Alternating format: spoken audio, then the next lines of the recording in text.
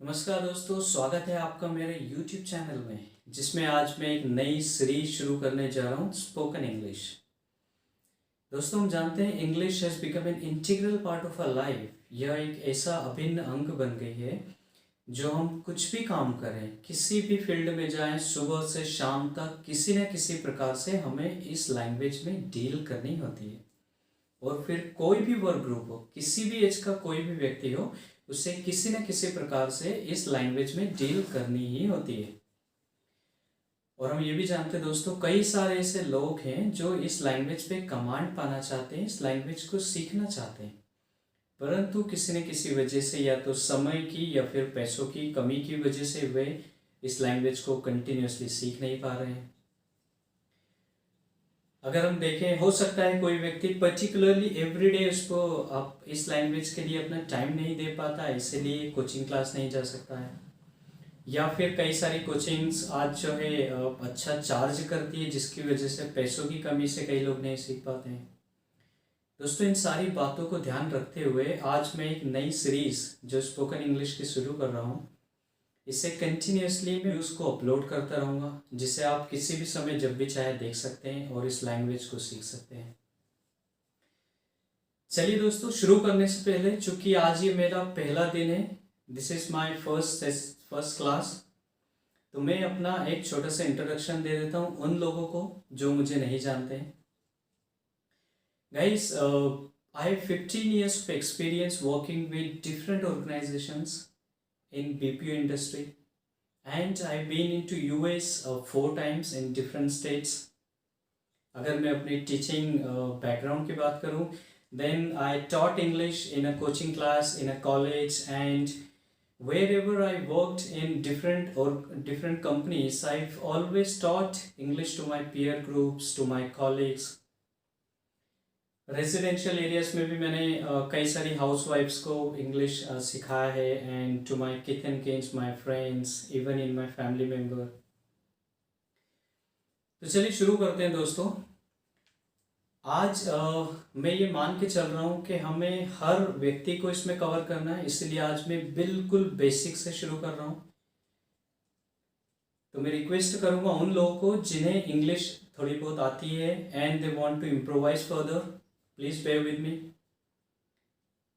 फिर भी किसी भी सेशंस को स्किप ना करें, क्योंकि मैं हर सेशंस में किसी न किसी प्रकार की कुछ ऐसी बातें बताता रहूँगा। फॉर एग्जांपल, कुछ प्रोनाउंसिएशन की बातें करता रहूँगा जो I hope you may like and you would get something. तो चलिए शुरू करते हैं। आज हमारा फर्स्ट लेसन, फर्स्ट चैप्टर, जिसमें आज हम बात करने वाले हैं अल्फाबेट की। Please try to understand guys. Alphabet जिसे हम वर्णमाला कहते हैं। अल्फाबेट जो होता है ये लेटर्स, ये ग्रुप ऑफ लेटर होता है, ABCD टू XYZ, ये सारे लेटर्स को मिला के जो बनती है इसे वर्णमाला कहते हैं, जिसे हम अल्फाबेट कहते हैं। अगर हम पर्टिकुलरली एक सिंगल एंटिटी की बात करें तो ये लेटर कहलाते हैं, इन्हें हम अक्षर कहते हैं। चलिए आगे बढ़ते हैं दोस्तों। हम जानते हैं इंग्लिश में 26 लेटर्स होते हैं और इन्हें हम दो भागों में बांट सकते हैं, जिन्हें हम वाउल कहते हैं एंड कॉन्सोनेंट। दोस्तों, कई सारे लोग इसे गलत प्रोनाउंस करते हैं। इसका सही उच्चारण होता है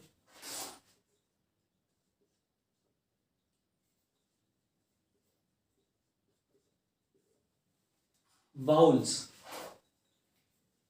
तो ये वाउल्स 5 लेटर्स, इन्हें हम वाउल्स कहते हैं, और बचे हुए 21 लेटर्स जिन्हें हम कॉन्सोनेंट्स कहते हैं।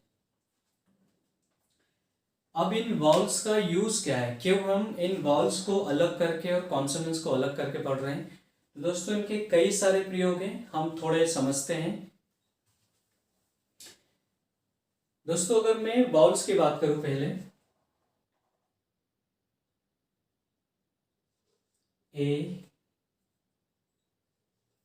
E, I, O, U, in vowels का जो हम प्रयोग करते हैं, अगर हमें किसी भी, जब हम सिंगुलर प्लूरल की बात करेंगे, जब हम आर्टिकल पढ़ेंगे तब हम इसे डिटेल में पढ़ेंगे। अभी थोड़ा सा समझ लेते हैं। जब कोई भी किसी प्रकार का, जब कोई भी वर्ड, कोई भी शब्द इन लेटर से शुरुआत होती है, जिसे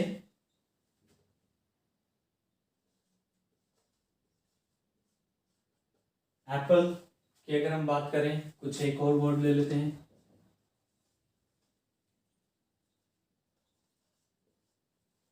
ऑरेंज की बात करें, जब भी कोई वर्ड इन वाउल से शुरुआत होती है, जब भी किसी वर्ड का फर्स्ट लेटर अगर वाउल होता है, तो उसे हमें एक सिंगुलर बनाने के लिए, बोलने के लिए हमें एन का प्रयोग करना होता है।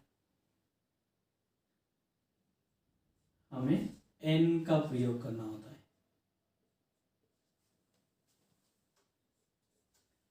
ठीक है दोस्तों। अब अगर हम कॉन्सोनेंट्स की बात करें, ये सारे 21 कॉन्सोनेंट्स की अगर हम बात करें, इसमें कुछ वर्ड्स बनाते हैं हम।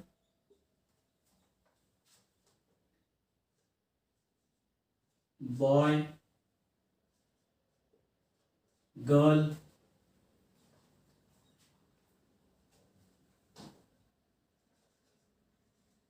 मैन। जब कोई भी वर्ड, किसी किसी भी वर्ड का जब पहला लेटर कॉन्सोनेंट से शुरू होता है, तब उसे हमें एक बोलने के लिए उसमें अ यूज करना होता है, ए यूज करना होता है। ठीक है।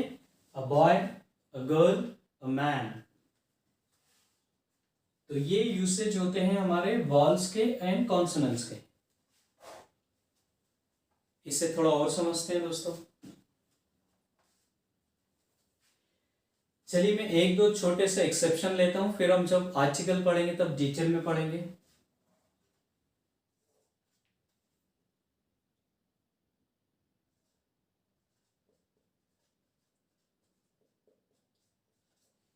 यूनिवर्सिटी,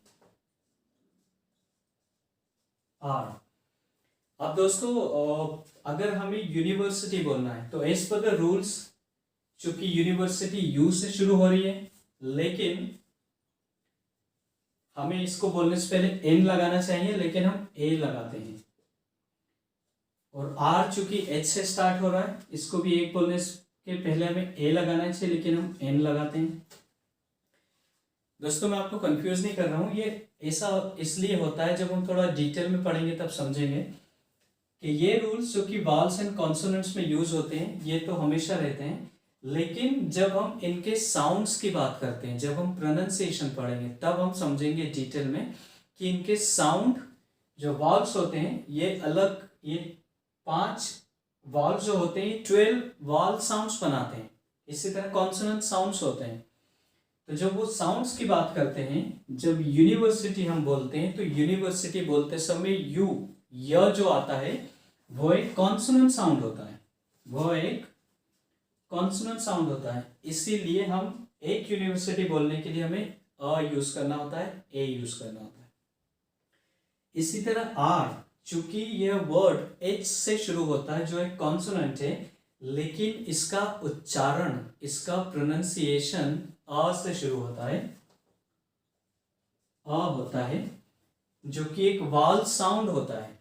इसीलिए इसको एक बोलने के लिए हमें एन आर लगाना होता है।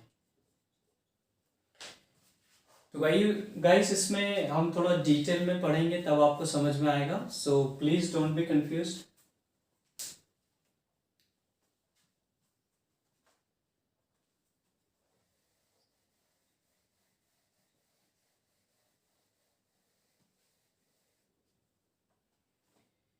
इससे थोड़ा सा और मैं बता देता हूं।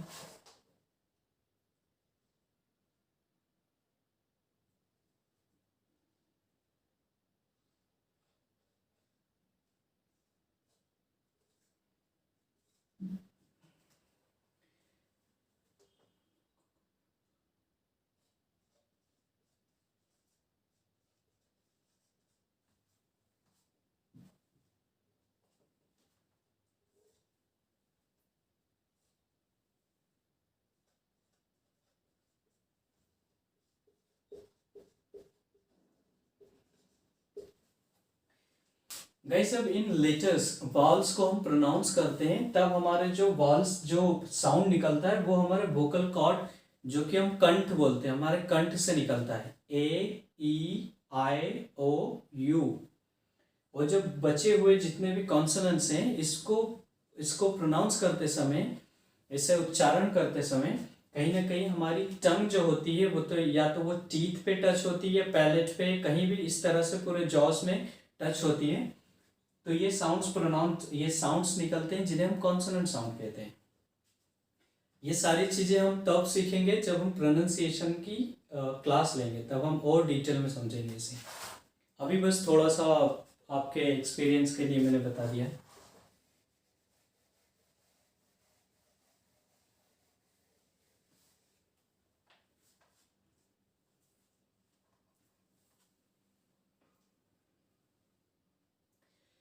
ऑलराइट गाइस, थोड़ा सा और डिटेल में चलते हैं। अभी हमने ये समझा कि हमें वॉवल्स और कॉन्सोनेंट्स का प्रयोग किया जाता है। इसका एक यूसेज और ये है कि कोई भी वर्ड किसी भी प्रकार का कोई भी शब्द बगैर वॉवल्स लेटर्स के नहीं बनता। फॉर एग्जाम्पल अगर मैं बात करूं, मेरे ही नाम लेता हूं, ठीक है, इस पेन की बात करता हूं, इस बोर्ड की बात करता हूं।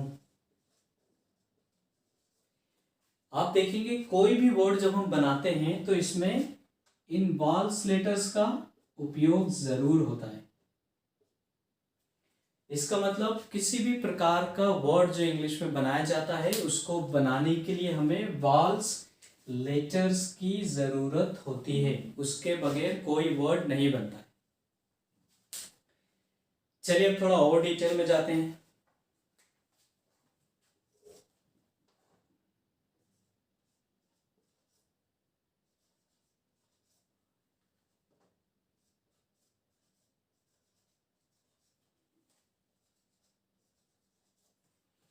Sky, my, hymn, why. Alright guys, अब आपको लगेगा ये वे वर्ड्स हैं, ये वे शब्द हैं जिनमें आपको लगेगा मैं अपनी ही बात को कॉन्ट्राडिक्ट कर रहा हूं, परंतु ऐसी बात नहीं है दोस्त। इसको समझते हैं क्या होता है। ये एक्सेप्शन है, ये भी एक रूल है। और ये रूल क्या कहता है देखते हैं। चूंकि यहां पर कोई भी वॉल्स लेटर नहीं आया, कोई भी वाउल लेटर नहीं आया है, फिर भी ये वर्ड बना है। तो यहां पर अगर आप ध्यान देंगे तो वाई, डब्ल्यू, ये दो लेटर्स ऐसे होते हैं जिन्हें हम सेमी वॉल्स कहते हैं, सेमाई वॉल्स कहते हैं। तो या तो वॉल्स हो या सेमाई वॉल्स हो जिसके साथ में इन वर्ड्स को बनाया जाता है दोस्तों। तो ये भी एक walls consonants and semi walls का एग्जाम्पल है।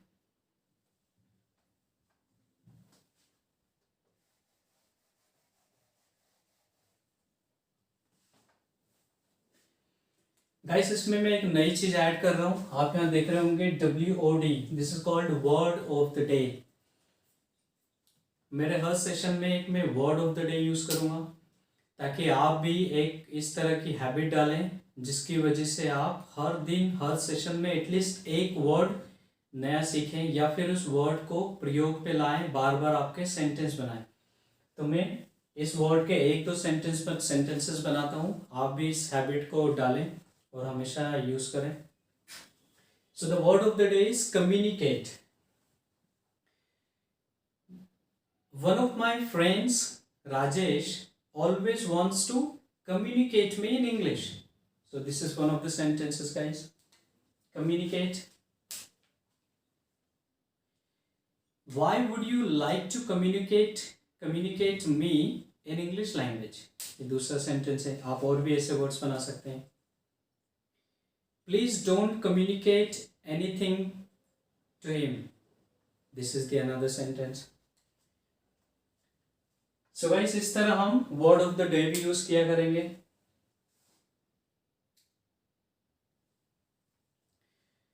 चलिए दोस्तों, चूंकि आज ये फर्स्ट डे था, मैं कुछ ना कुछ जरूर बताना चाहता था आपको, तो आज बस इतना ही। एंड मिलते हैं हमारे नेक्स्ट सेशन में गाइस मेरे किसी भी सेशन से रिलेटेड अगर आपकी कुछ भी कोई भी क्वेरीज कंसर्न और क्वेश्चंस और सजेशंस हो तो आप मुझे कमेंट्स में ज़रूर लिख सकते हैं, पूछ सकते हैं, मुझे कॉल भी कर सकते हैं।